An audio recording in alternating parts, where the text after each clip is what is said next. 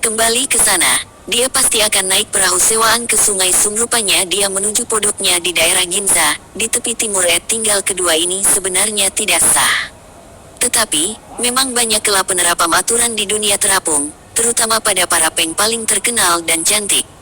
Mayonaka no Heiko tak diragukan lagi penghibur paling terkenal saat ini. Dia memang yang paling cantik. Dia memang pantas menemani Lord Genji. Kekhawatiran Saiki adalah, mereka sama sekali tidak tahu apapun tentang Heiko selain sebagai geisha, yang tentunya penuh dengan kepura-puraan.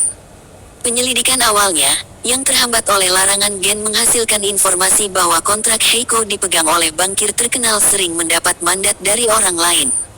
Biasanya, ancaman dan suap sudah cukup untuk memancing informasi dari Ot untuk mengungkap siapa sebenarnya pelindung Heiko. Otani menolak meski sudah diancam dan diiming-imingi suap.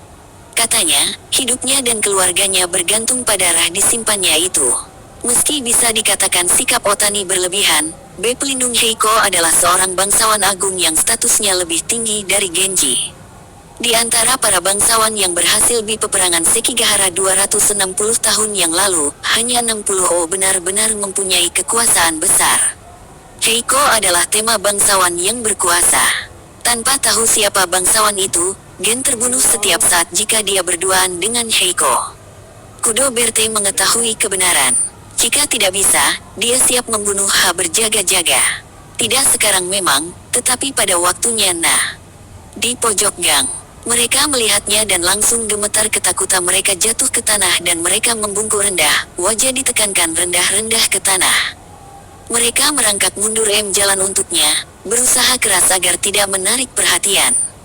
Eta, wajah Kudo mengerut jijik. Tangannya memegang gagang. Eta adalah orang buangan yang nasibnya adalah melakukan tugas dan menjijikkan. Apabila mereka terlihat oleh samurai seperti Kut pasti akan dibunuh.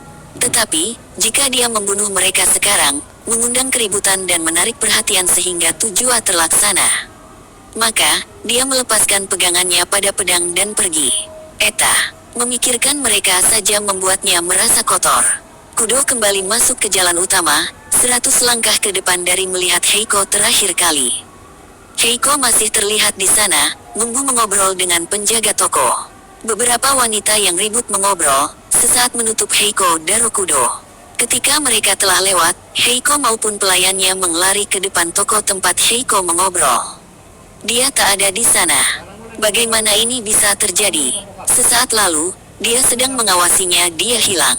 Geisha tak bisa bergerak secepat itu, hanya ninja yang bis. Kudo berbalik untuk kembali ke istana Tsukiji dengan penuh kehau, hampir bertabrakan dengan Heiko. Kudo sama, kata Heiko. Kebetulan sekali. Apakah Anda juk selendang sutra? Tidak, kata Kudi berusaha mencari penjelasan yang masuk akan pergi ke kuil di Hamacho. Memberikan persembahan bagi Le tewas dalam perang. Dengan satu bungkukan kilat, Kudi bergegas ke barat ke arah Hama saja. Dia berkonsentrasi dan tidak berkhayal bahwa Heiko adalah Seo. Dia pasti tak harus berputar seperti ini. Ketika dia menengok ke Bi melihat Heiko membungkuk kepadanya. Karena Heiko melihatnya, berjalan cukup jauh sebelum dia bisa berbelok arah. Mengatupkan giginya erat-erat, Kudo diam-diam memarahi Dirin sepanjang perjalanan pulang ke Tsukiji. 3. Bangau yang tenang. Cromwell terbangun dari mimpi ke mimpi. Sekarang, wajah atasnya, rambut keritingnya yang keemasan mendekat ke arahnya. Itu terlihat ringan tak berbobot, demikian juga dirinya. Apakah ini tenggelam? Mereka ada di dalam air. Bintang Bethlehem Karamde berdua tenggelam. Dia berusaha mencari pelampung, tetapi Mat mau meninggalkan Emily. Bintang Bethlehem baik-baik saja, kata Emily. Sedang membuat teluk Edo. Jadi, dalam mimpi ini Emily bisa membaca pikirannya. Dunia di luar lebih baik jika semua pikiran seperti buku yang terbuka. Jadi, orang berpura-pura atau merasa malu, dosa, pertobatan, dan keselam terjadi pada saat yang sama. Istirahatlah, Stefania, kata Emily. Kamu tidak perlu memikirkan ayah, dia benar. Cromwell berusaha menyentuh rambut Emily, tetap punya tangan untuk diangkat. Cromwell merasa dirinya sema. Bagaimana mungkin itu terjadi jika dia tak berbobot? Pikirannya. Wanita muda tadi mundur ke salah satu ruangan dan menung bersimpuh, diam, dan tenang. Emily duduk di sebelah kanan Cromwell, di atas bantalan busa setengah meter persegi. Stark duduk di bantalan yang serupa di sisi seorang pun di antara keduanya yang merasa nyaman di lantai. M terbiasa duduk di lantai seperti kebiasaan tuan rumah. Stark bisa kakinya, tetapi dia tidak bisa bertahan lama. Setiap kali, dia berpindah posisi ke posisi lain. Sedangkan Emily, roknya yang panjang dan rok yang lebar membuatnya lebih sulit mengatur posisi dengan enak. Ak duduk miring di satu pinggul dan menjulurkan kakinya ke sebelah tetap hati-hati dan berusaha menutupi kakinya dengan roknya. Dia seperti itu saat piknik pada waktu kecil dulu, memang tidak pantas tetapi itulah satu-satunya posisi yang membuatnya nyaman. Kita tak membawa apa-apa selain firman Yesus Kristus, kata mengusap keringat dari wajah Cromwell dengan handuk basah. Ya, kenapa ada yang mau melukai kita? Aku tak tahu, saudari Emily. Stark melihat kilatan besi di atas sebelum pembunuh itu menembak. Dia menjatuhkan diri ke tan sebelum suara tembakan berbunyi. Jika dia tidak menjatuhkan diri, itu mengenai dirinya, bukan Cromwell. Kewaspadaan tak keberuntungan sang pendeta itu, ditambah dia memang benar peluru itu menembus Jolie dari satu sisi ke sisi lain. Sehingga, seharusnya itu mengenai Emily, tetapi itu tak terjadi. Malah, setelah menembus itu langsung melubangi perut Cromwell. Tembakan ke perut. Orang membutuhkan waktu berminggu-minggu untuk mati ketika mengalam di perut. Berlutut di lorong depan kamar.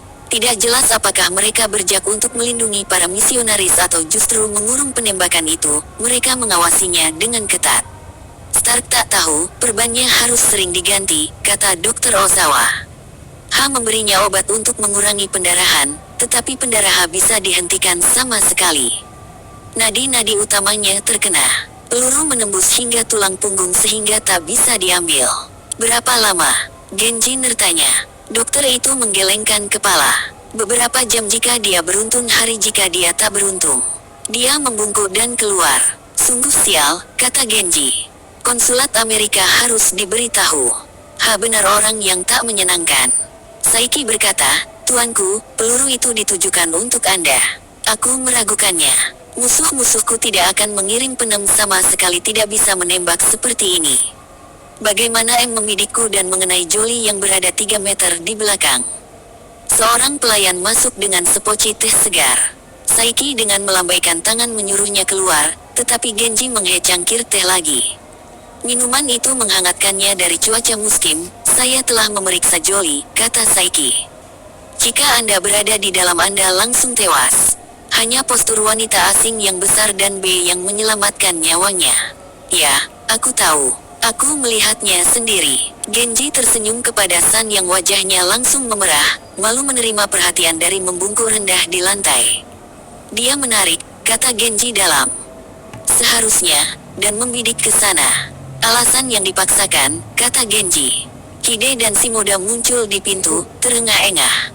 Mereka berpengawal yang diperintah Saiki mengejar sang pembunuh. Ampuni kami, tuanku, kata Hide. Kami tidak menemukan tanda manapun. Shimoda menyambung, tak seorang pun melihat sesuatu. Seakan lenyap di udara. Ninja, kata Saiki. Pengecut terkutuk. Mereka semua harus diberan akar-akarnya termasuk wanita dan anak-anak. Bangunan itu milik seorang pedagang bernama Fujita, lapor Hai yang polos. Tidak pernah terlibat dengan orang mencurigakan, hubungan dengan klan manapun, tak punya utang dan tidak perempuan yang menjadi jaminan di dunia terapung. Dia kelihatan apa-apa. Tentu saja, dia sangat takut akan tindakan balasan dari Andi Minta. Dia menawarkan memenuhi semua kebutuhan kita untuk baru. Genji tertawa, maka, dia akan bangkrut dan terpaksa harus anak perempuannya ke dunia terapung.